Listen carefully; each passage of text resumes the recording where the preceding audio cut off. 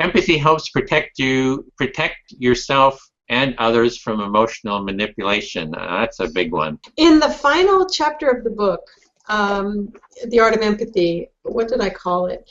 It's about, excuse me, it's about social justice work, which is a completely empathic activity, right? I mean, if you want to work on your empathy, then you're going to want to get involved with social justice workers, with activists and organizations who are helping to bring changes to the world.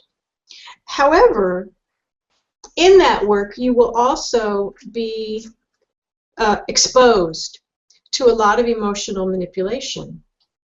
And the emotional manipulation, I probably shouldn't use the word manipulation, because that sounds dark, that sounds evil.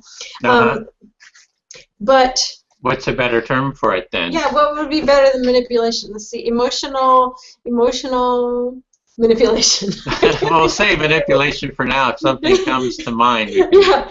So, for instance, when you get donation requests in the mail, there might be a picture of a woman from a third world country with tears coming down her eyes and a baby on her hip with tears coming down the baby's eyes, right? It immediately pulls you. Here's people in pain that I can help. But especially at this time of year, you might get 40 of those, right? And after a while, you're just like, I cannot have this anymore. There's too much pain in the world. I can't manage all of it. But to realize that kind of appeal has been perfected over many years to be the one that gets the most money out of people, right? And for a lot of us who are involved in social justice work, there's a place saying, I don't even know who I'm going to give my money to anymore, because everybody needs something. So for me, it's to understand that I want to support activists and organizations who do not try to manipulate me, who are doing the good work and are avoiding the kind of dripping emotional appeals that actually aren't even true. I've heard a term for that someone wrote an article about this topic and he called it poverty porn. Poverty porn. That is awesome. Yeah.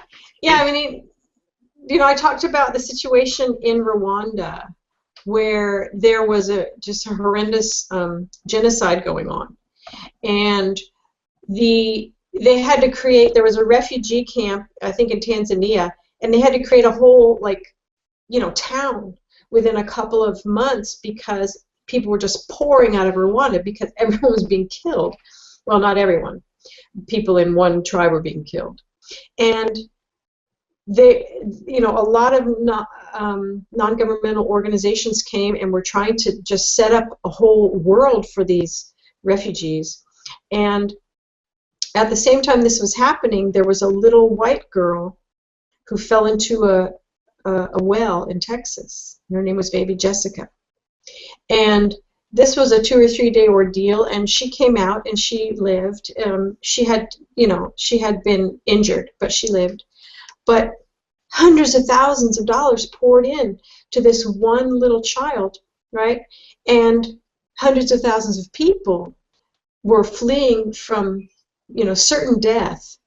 And the money did not pour in to the Rwandan refugee crisis because the organizations couldn't figure out a way to get it down to that easily manipulatable emotional, there's one child with the tears coming down, a big-eyed child with the tears coming down. And so I think empathy, in the way that I'm looking at it, in a way of a mature empathy that's not just about, how can I help you, but also how can I really help the world? Mm-hmm. How can I really be of use? Is to identify when emotional manipulation is being used in order to help people, and then to make a decision. Okay, I understand that the Rwandan crisis isn't about one baby and one mother, but I do understand why they're putting that image, because people can't think in terms of hundreds of thousands of people possibly being murdered but they can think in terms of one baby in a well, right? So I think that for me is understanding the ways that our emotions are initiated or pulled on, so that we will give to certain organizations, and why certain organizations are so successful.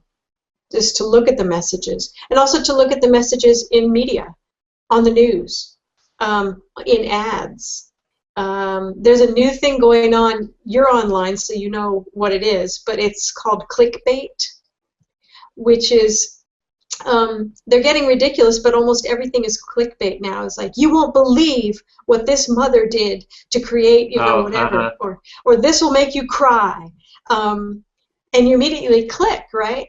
And people are getting hip to it. They're getting hip. Okay, I'm being manipulated, right? And so to avoid clickbait right now, though, is very hard, because everything's clickbait. And we were making some jokes, my brother and I, on Twitter. We were like, let's make clickbait textbooks, for college. And I said, you'll cry when you realize how people form social groups, or physics is totally steampunk.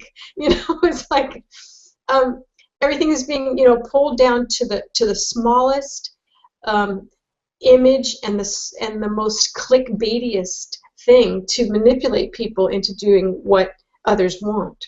So with empathy, it's kind of reading what emotions are people trying to get me to feel right now, and what are they trying to get me to do right now, and then being able to make a decision. Oh yeah, that's clickbait, I don't want to go look at that, or maybe this is a good article that they've just thrown a clickbait title on top of, right? But it's to have that ability to articulate between different kinds of emotional appeals. Mm-hmm.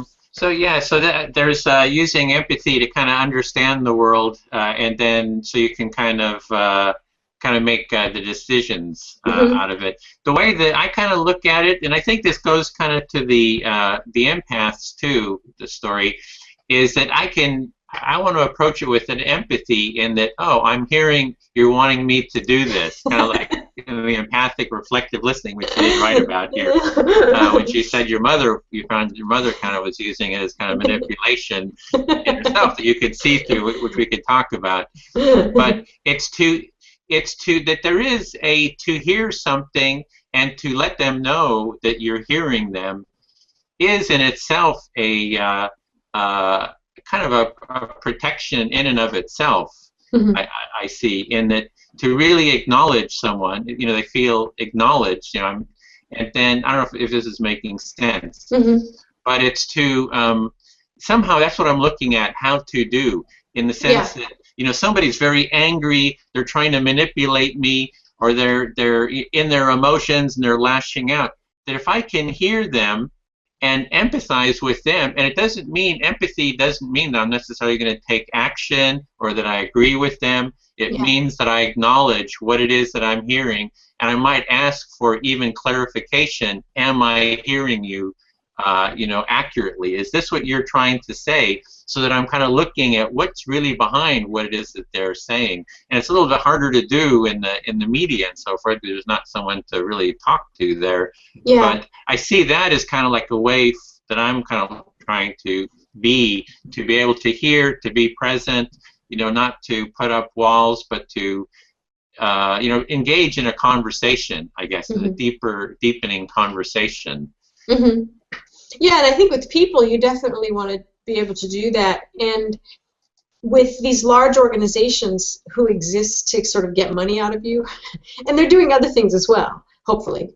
If you've checked Charity Navigator to see how well they're utilizing the money that they're asking you to give them.